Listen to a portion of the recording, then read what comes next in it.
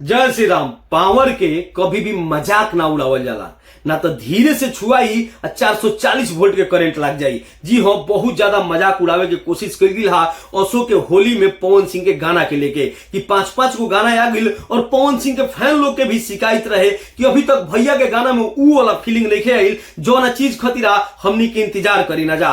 Finally आप लोग से बता दी कि भाभी जी के 4 लोग गाना के रिलीज कर गई बा एंगल म्यूजिक पर, और एक गाना में सब कुछ बा जो ना पवन सिंह से उम्मीद करी ना।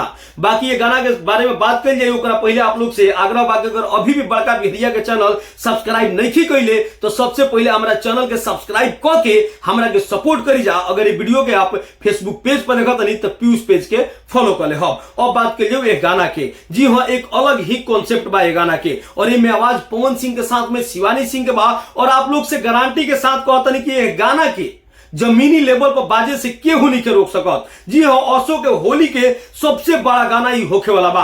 अभी के व्यूज पर आप मत जाई, बिल्कुल मत जाई, ऐसे कि पवन सिंह के गाना धीरे धीरे बड़ा होला।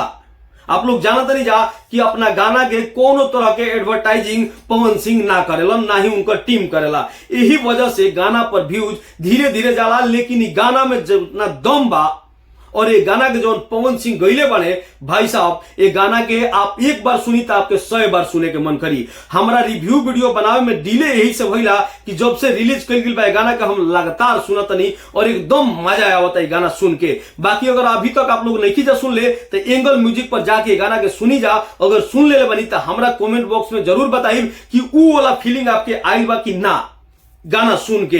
जी हाँ, जो ना चीज के इंतजार आप लोग पवन सिंह से करते नहीं जा, और असो के 5-5 गो होली गाना अला के बावजूद भी आप लोग के कहीं ना कहीं पवन सिंह से शिकायत रहे कि भैया के गाना में ऊ मजा नहीं खियाई। तो आप लोग अपन विचार कमेंट बॉक्स में जरूर रखब जा। और ये गाना के टीजर के जब हम रिव्यू कैले रही तबे आप लोग से बतैले रही कि गाना भाई साहब उहे गाना होखे वाला बा जो ना के इंतजार आप लोग करत नहीं जा।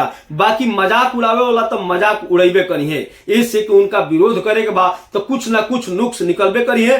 लेकिन ये गाना और ये गाना के वीडियो बड़ी ही मजेदार बा, और ये में पवन सिंह के साथ में चांदनी सिंह काम के लिए बड़ी, और आप लोग जानता नहीं जा कि ये दोनों जना के जोड़ी बहुत ही जबरदस्त लागेला, और चांदनी सिंह का डांस भी बड़ी मजेदार लगता।